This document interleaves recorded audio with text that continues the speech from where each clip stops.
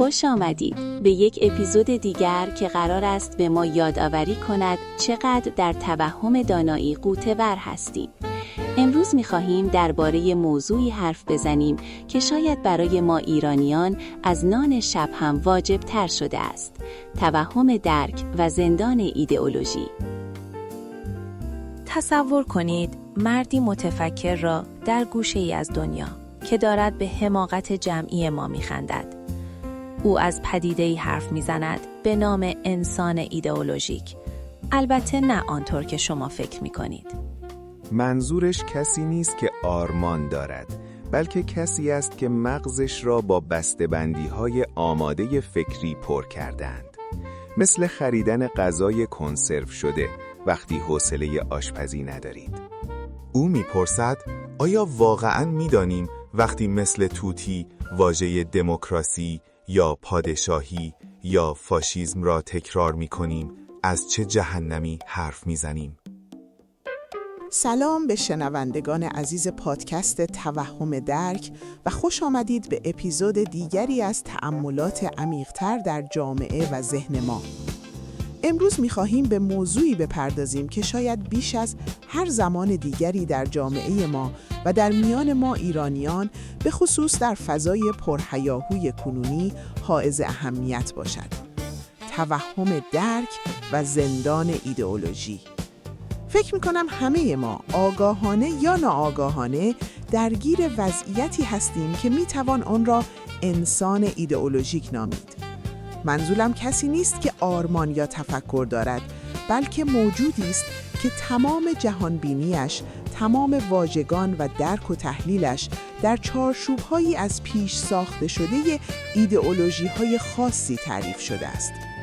از خودم و از شما میپرسم، آیا ما واقعاً میدانیم که وقتی از دموکراسی، پادشاهی یا حتی فاشیسم صحبت میکنیم از چه چیزی حرف میزنیم؟ آیا این واژگان برای ما صرفاً شعارهایی نیستند که در طول سالیان متمادی در ذهنمان حک شدند بدون اینکه به عمق و پیچیدگی‌های مفهومی و تاریخی آنها پی برده باشیم؟ به نظرم این مفاهیم به جای آنکه ابزاری برای اندیشه و تحلیل باشند، خود به حجاب‌هایی تبدیل شدند که مانع دیدن واقعیت می‌شوند. ما گویی در یک دور باطل گیر افتاده‌ایم. از کلماتی استفاده می‌کنیم که خودمان تعریفشان را نمی‌دانیم، اما با اطمینان کامل به کار می‌بریم و بر سر آنها بحث و جدل می‌کنیم. اینجاست که توهم درک شکل می‌گیرد. ما فکر می‌کنیم که می‌فهمیم، در حالی که فقط شعارها را تکرار می‌کنیم. به وضوح می‌بینم که چگونه ساختارهای اجتماعی، گفتمان‌های غالب و حتی سیستم‌های حکومتی در تربیت چنین انسان‌های ایدئولوژیکی نقش دارند. جامعه، حلقه‌های اجتماعی و حتی ساختار سیاسی یک کشور ناخواسته یا خواسته فرد را به گونه‌ای پرورش می‌دهند که جهانبینیش از پیش بسته‌بندی شده و آماده مصرف باشد.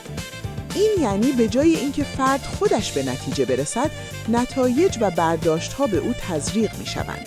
او دیگر نیازی به تحلیل و تفکر مستقل نمی‌بیند، چرا که سیستم تمام پاسخ‌ها را آماده کرده است. این وضعیت شبیه به آن چیزی است که در جوامع ایدئولوژیک گذشته مانند اتحاد جماهیر شوروی شاهد بودیم. جایی که نه تنها آزادی بیان، بلکه آزادی اندیشه نیز به شدت محدود شده بود و هر گونه خروج از چارچوب‌های فکری حاکم به شدت سرکوب می‌شد. یکی از نکات کلیدی که به آن می‌اندیشم، مسئله بدهبستان در زندگی روزمره است. ما در زندگی عادی خود می‌آموزیم که برای به دست آوردن چیزی باید چیز دیگری را از دست بدهیم. اما در مورد ایدئولوژی‌ها چطور؟ آیا هر ایدئولوژی هر چقدر هم که زیبا و آرمانی به نظر برسد، بخش‌هایی از واقعیت را از ما نمی‌گیرد؟ آیا در پذیرش بیچون و چرای یک مکتب فکری ما بخشی از توانایی‌های خود برای دیدن جهان از زوایای دیگر، برای همزادپنداری با انسان‌های دیگر و برای درک پیچیدگی‌های هستی را از دست نمی‌دهیم؟ در ادامه می‌خواهم به بحث دوگانه‌های رایج در جامعه ما بپردازم. مثلا دوگانه جمهوری یا پادشاهی. به نظرم این دوگانه به جای اینکه به ما کمک کند تا به راه حل‌های نو و خلاقانه فکر کنیم، ما را در یک بحث بی‌حاصل و تاریخ گذشته زندانی کرده است. هر دو طرف این بحث بدون اینکه به عمق تاریخ، فلسفه و پیامدهای واقعی این نظام‌ها در بستر جامعه ایرانی بپردازند، صرفاً به تکرار شعارها و پیش‌فرض‌های خود بسنده می‌کنند. این رویکرد نه تنها به هیچ نتیجه سازنده‌ای نمی‌رسد، بلکه جامعه را بیشتر قطبی کرده و از حرکت به سمت آینده باز می‌دارد. باورها و ارزش‌های ما غالباً نه بر اساس تجربه و تحلیل شخصی، بلکه بر پایه تربیت ایدئولوژیک شکل می‌گیرند. از کودکی در خانواده، مدرسه و جامعه ما با مجموعه‌ای از ایده‌ها و ارزش‌ها بمباران می‌شویم که به تدریج در ذهنمان نهادینه می‌شوند. وای از آن روزی که این تربیت به جای باز کردن ذهن آن را در چارچوبی تنگ و تاریک حبس کند. آنگاه است که انسان ایدئولوژیک شکل می‌گیرد. انسانی که درک و پذیرش جهانهای متفاوت و دیدگاه‌های مختلف برایش تقریباً غیر ممکن می‌شود. این انسان جهان را به سیاه و سفید، خوب و بد، خودی و غیر خودی تقسیم می‌کند. پیام من در نهایت دعوتی است به خوداندیشی و پرسشگری.